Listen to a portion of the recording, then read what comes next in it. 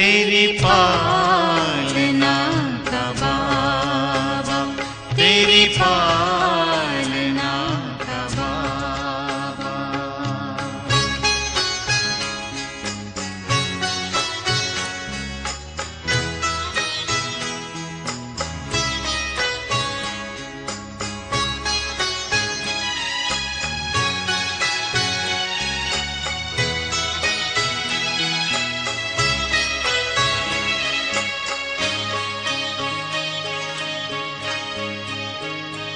वरदानी हाथ तेरा सदा सर पे अपने पाया, ममता भरी नजर से निर्मल हमें बनाया। गुणों से तूने सजाया, गुणों से तूने सजाया, उसको बताए किस तरह। तेरी पालना का बाबा, तेरी पालना का बाबा।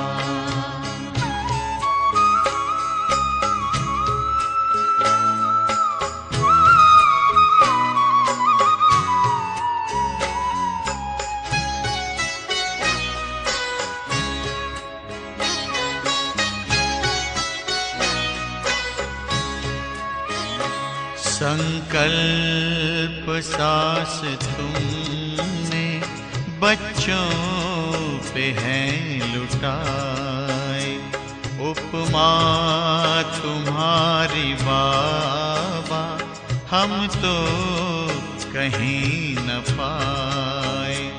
हमें खुद सा है बनाया, हमें खुद सा है बनाया, उसको भुलाए किस तरह।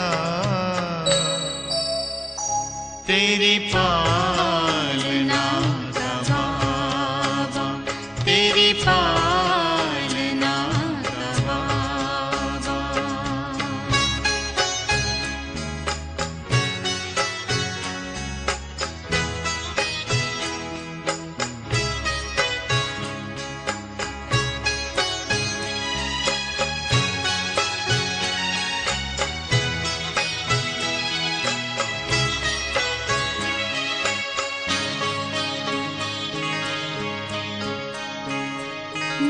निष्काम तेरी सेवा सबकी जुबां पे आए, आभार तेरा बाबा दिल बार बार गाए।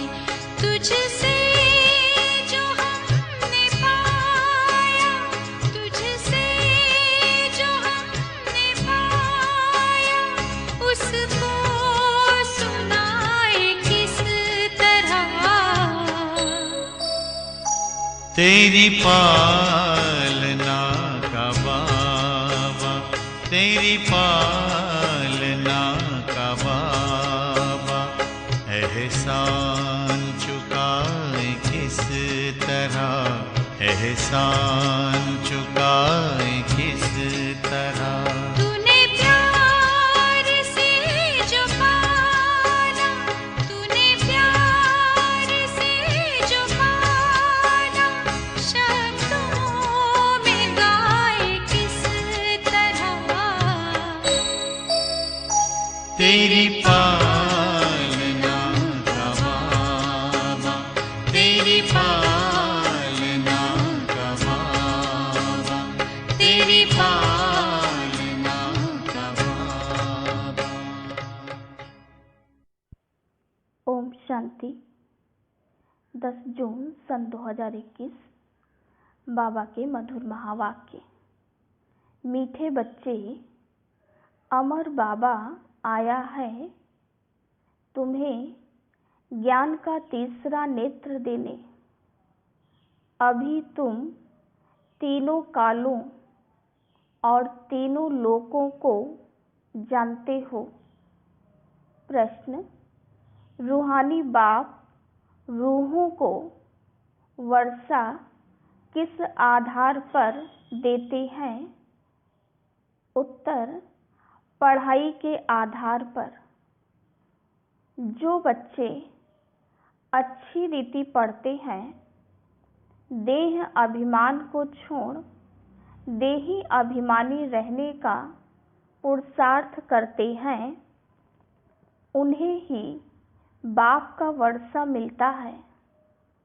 लौकिक बाप सिर्फ बच्चों को वर्षा देते, लेकिन पारलौकिक बाप का संबंध रूहों से है, इसलिए रूहों को वर्षा देते हैं।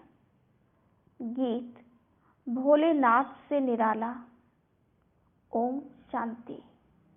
रूहानी बच्चे रूहानी बाप से अमर कथा सुन रहे हैं। इस मृत्यु लोक से अमर लोक में जाने के लिए निर्वाण धाम को अमर लोक नहीं कहा जाता। अमर लोक जहाँ तुम अकाले मृत्यु को नहीं पाते हो, इसलिए उनको अमर लोक कहा जाता है।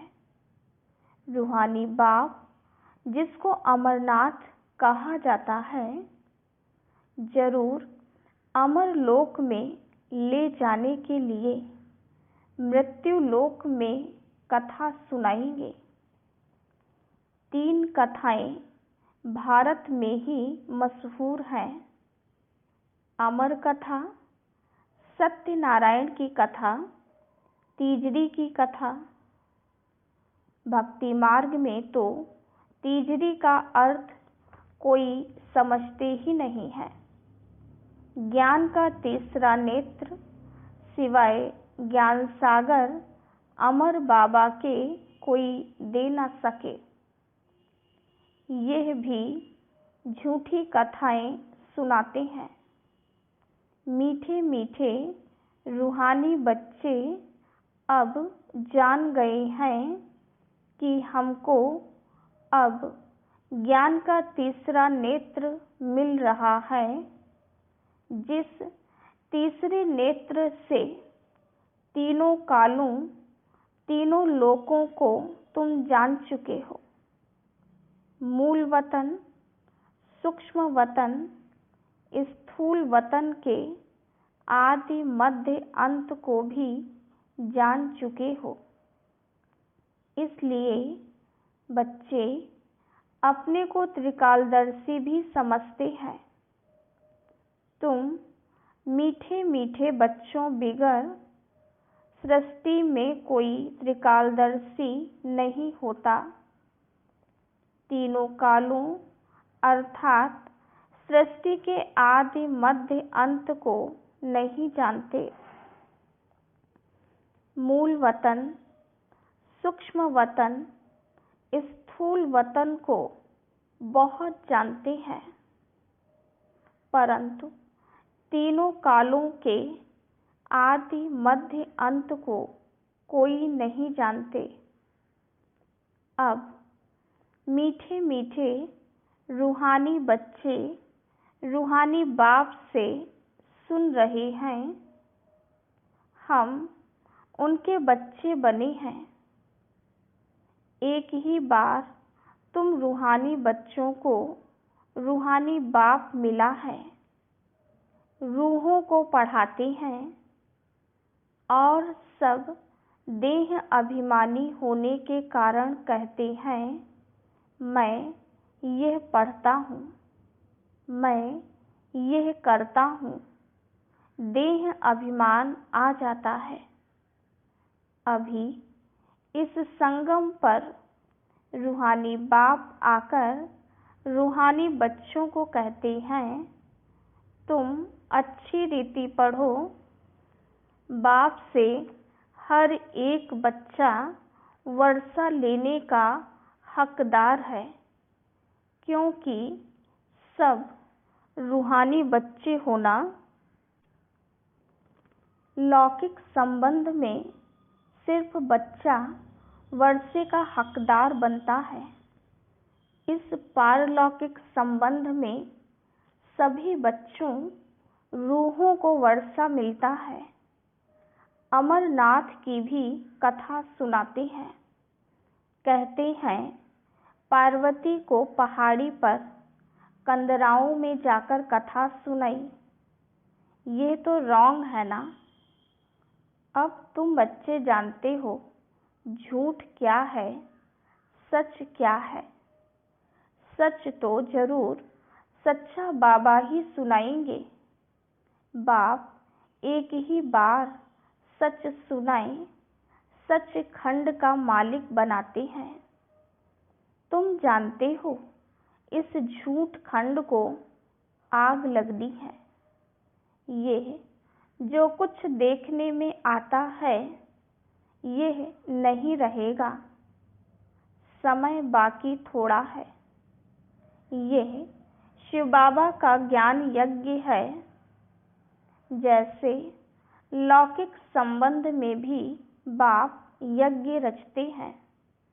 कोई रुद्र यज्ञ रचते हैं, कोई गीता यज्ञ, कोई रामायण यज्ञ रचते हैं। यह है शिव बाबा व रुद्र ज्ञान यज्ञ। यह अंतिम यज्ञ है। तुम जानते हो हम अमरपुरी में अब जा रहे हैं। बाकी थोड़े मिनट का अब रास्ता है।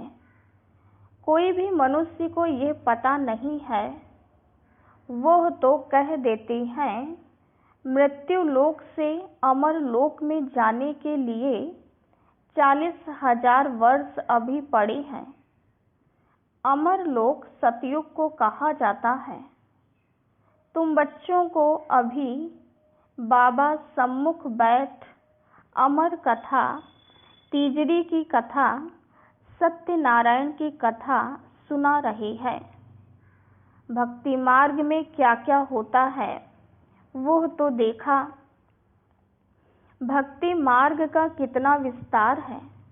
जैसे झाड़ का बड़ा विस्तार होता है वैसे ही भक्ति का भी बड़ा कर्म कांड का झाड़ है। यज्ञ, व्रत, नेम, जप तप आदि कितना करते हैं। इस जन्म के भक्त तो बहुत बैठे हैं। मनुष्यों की वृद्धि होती रहती है। तुम भक्ति मार्ग में आए हो तब से दूसरे धर्म स्थापन हुए हैं। हर एक का अपने धर्म से कनेक्शन है। हर एक की रस्म रिवाज अलग है। भारत अमरपुरी था, भारत अब मृत्युलोक है। तुम आदि सनातन देवी देवता धर्म वाले थे, परंतु अब पतित होने के कारण तुम अपने को देवता कहला नहीं सकते। यह तुमको भूल गया है कि हम सो देवता थे।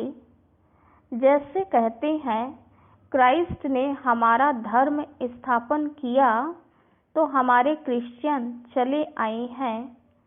ऐसे नहीं कि यूरोपियन धर्म के हैं। वैसे तुम हिंदुस्तान में रहने वाले अथवा भारत में रहने वाले देवी देवता धर्म के हो, परंतु अपने को देवता कहला नहीं सकते। समझते हो हम तो पापी, नीच, कंगाल, विकारी हैं। भक्ति मार्ग में मनुष्य दुखी होते हैं तो बाप को ही पुकारते हैं। यह सिर्फ तुम ब्राह्मण बच्चे ही जानते हो कि जिस बाप को पुकारते आए हैं वह हमको बेहद का वर्षा देने के लिए अमर कथा सुना रहे हैं। हम अमरपुरी के मालिक बनने वाले हैं। अमरपुरी को स्वर्ग कहा जाता है।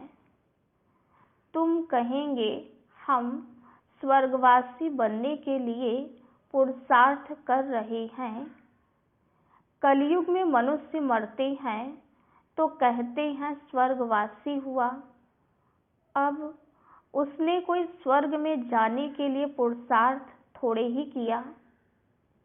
तुम तो पुरुषार्थ कर रहे हो अमरपुरी वैकुंठ में जाने के लिए। पुरुषार्थ कराने वाला कौन?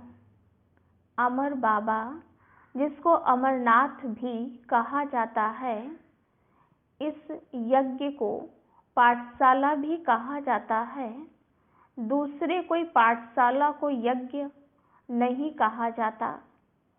यज्ञ अलग रचे जाते हैं जिसमें ब्राह्मण लोग बैठ मंत्र पढ़ते हैं। बाप कहते हैं यह तुम्हारा कॉलेज भी है, यज्ञ भी है, दोनों इकट्ठे हैं। तुम जानते हो इस ज्ञान यज्ञ से विनाश ज्वाला प्रज्वलित हुई है। इसमें सारी दुनिया स्वाहा हो जानी है, फिर नई दुनिया बननी है। इसका नाम ही है महाभारी महाभारत लड़ाई। इस जैसी लड़ाई और कोई होती नहीं। कहते हैं युद्ध में मूसलों से लड़ाई हुई। तुम्हारे साथ लड़ाई तो है नहीं, इसको महाभारत लड़ाई क्यों कहते हैं? भारत में तो एक ही धर्म होता है ना, मौत तो बाहर है। यहाँ लड़ाई की तो बात नहीं है। बाप समझाते हैं तुम्हारे लिए नई दुनिया चाहिए तो जरूर पुरानी दुनिया का विनाश होगा। तुम बच्चों की बुद्धि में विराट रूप का भी सारा ज्ञान है। यह भी समझते हो जो कल पहले आए थे वही आएंगे देवता बनने के लिए। बुद्धि का काम है। हम जितने ब्राह्मण बने हैं अब फिर देवता बनेंगे। प्रजापिता ब्रह्मा भी गाया हुआ है। परम पिता परमात्मा ब्रह्मा द्वारा मनुष्य सृष्टि रचते हैं, इसलिए ब्रह्मा को प्रजापिता कहते हैं। परंतु कैसे कब रचते हैं ये कोई नहीं जानते। क्या शुरू में मनुष्य नहीं है जिनको रचते हैं? बुलाते ही हैं पतित पावन आओ। तो जब मनुष्य पतित होते हैं तब तो बाप आते हैं। दुनिया को बदलना है। तुमको बाप नई दुनिया का लायक बनाते हैं। अभी सब तमोप्रधान पुरानी दुनिया में हो, फिर सतोप्रधान बनना है। बाप ने समझाया है हर एक मनुष्य मात्र को, हर चीज को सतो रजो तमो में आना होता है। दुनिया नई से पुरानी जरूर होती है। कपड़ा भी नया पहनते हैं फिर पुराना होता है। तुमको ज्ञान मिला है। सच्ची सत्यनारायण की कथा अभी तुम सुन रहे हो। गीता है सर्वशास्त्रमयी शिरोमणि, बाकी हैं उनके बाल बच्चे। जैसे ब्रह्मा की वंशावली वैसे गीता है मुख्य। ऊंच ते ऊंच माँ बाप, बाकी हैं बच्चे। अभी माँ बाप से वर्षा मिल सकता है, बाकी कितने भी शास्त्र पढ़ें कुछ भी करें वर्षा मिल ना सके।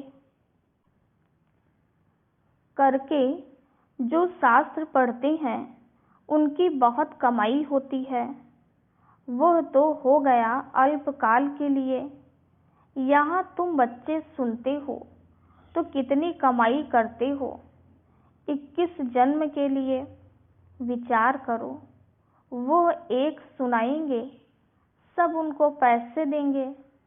यहाँ बाप तुम बच्चों को सुनाते हैं। तुम 21 जन्म के लिए कितने साहूकार बनते हो। वहाँ सुनाने वाले की जेब भरती है। भक्ति आदि करना प्रवृत्ति मार्ग वालों का काम है। तुम हो प्रवृत्ति मार्ग वाले। तुम जानते हो स्वर्ग लोक में हम पूज्य थे, नहीं तो 84 जन्मों का हिसाब कहाँ से आए। यह है रूहानी ज्ञान जो सुप्रीम रूह ज्ञान सागर से मिलता है। पतित पावन बाप ही सबके सदगति दाता हैं। हम बच्चों को अमर कथा सुना रहे हैं। जन्म जन्मांतर झूठी कथा सुनते आए हो, अब सच्ची कथा सुनकर तुम 16 कला संपूर्ण बनते हो। चंद्रमा को 16 कला संपूर्ण कहा जाता है, सूर्य के लिए नहीं कहते हैं।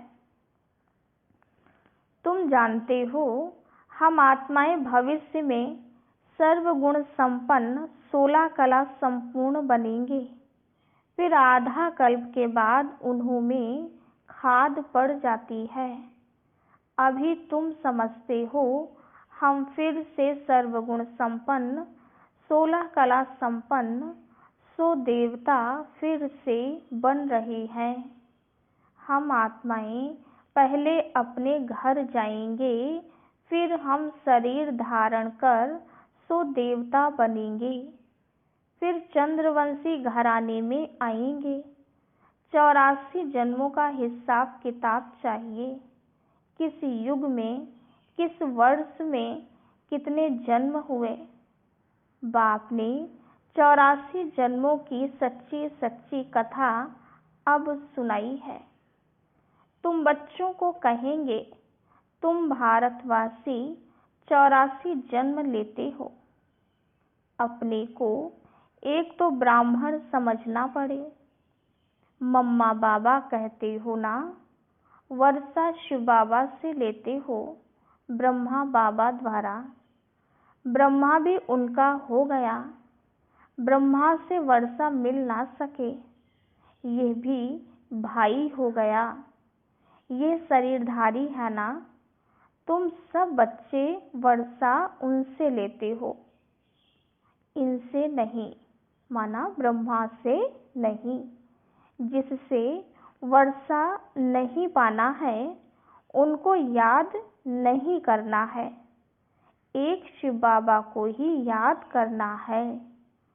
उनको ही कहते हैं तुम मात पिता हम बालक तेरे। तुम इनके पास आते हो तो बुद्धि में रहता है हम शिव बाबा के पास जाते हैं। याद शिव बाबा को ही करना है। आत्मा बिंदी है, उसमें 84 जन्मों का पाठ नूंधा हुआ है। आत्मा भ्रकुटी के बीच में रहती है, उड़ती भी सेकंड में है। मैं आत्मा एक शरीर छोड़ दूसरा लेता हूँ। भ्रकुटी के बीच जाए विराजमान होता हूँ। बुद्धि में समझ है हमारी आत्मा ऐसी है। सतयुग में तो कोई ऐसी चीज देखने की आशा नहीं रहती। आत्मा को देख सकते हैं दिव्य दृष्टि से। कोई इन आँखों से देखने की बात नहीं है। भक्ति मार्ग में ही साक्षात्कार करते हैं। जैसे राम कृष्ण का शिष्य विवेकानंद था, उसने बताया है मैं सामने बैठा था तो उनकी आत्मा निकल मेरे में प्रवेश हो गई। ऐसे कोई होता नहीं है। आत्मा कैसे एक शरीर छोड़ दूसरे में प्रवेश करती है, ये सब बातें तुम बच्चों को समझाई जाती हैं। अभी तुम समझते हो हम अमर लोक में जाने के लिए पुरुषार्थ कर रहे हैं।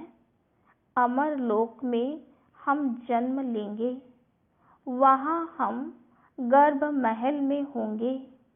यहाँ तो गर्भ जेल में बहुत त्राहि त्राहि करते हैं। अब आधा कल्प के लिए बाबा तुमको सब दुखों से छुड़ाते हैं, तो कितना प्यार से ऐसे बाप को याद करना चाहिए। अच्छा, मीठे मीठे सिकीलिधे बच्चों प्रति माता पिता बाप दादा का याद प्यार और गुड मॉर्निंग। रूहानी बाप की रूहानी बच्चों को नमस्ते। हम रूहानी बच्चों की रूहानी बाप दादा को याद प्यार, गुड मॉर्निंग और नमस्ते।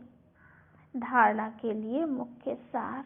पहली पॉइंट, स्वयं को रूह समझ रूहानी बाप से पढ़कर पूरा वर्षा लेना है। सचखंड का मालिक बनने के लिए सच्ची कथा सुननी और सुनानी है। दूसरी पॉइंट, जिस बाप से बेहद का वर्षा मिलता है उसे ही याद करना है, किसी देहधारी को नहीं। इस पुरानी दुनिया को आग लगनी है, इसलिए इसे देखते भी नहीं देखना है। वरदान, मन मनाभव की विधि द्वारा मन रस की स्थिति का अनुभव करने और कराने वाले सर्व बंधन मुक्त भव।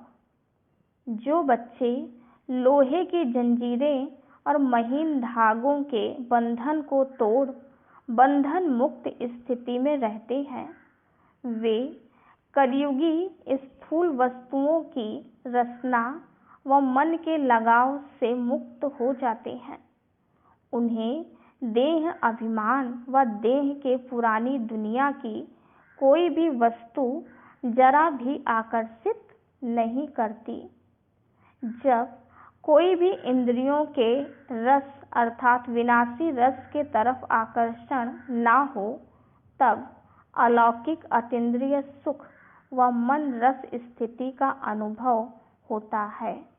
इसके लिए निरंतर मन मनाभव की स्थिति चाहिए। स्लोगन, सच्ची सेवा वो है जिसमें सर्व की दुआओं के साथ खुशी की अनुभूति हो। अच्छा, ओम शांति।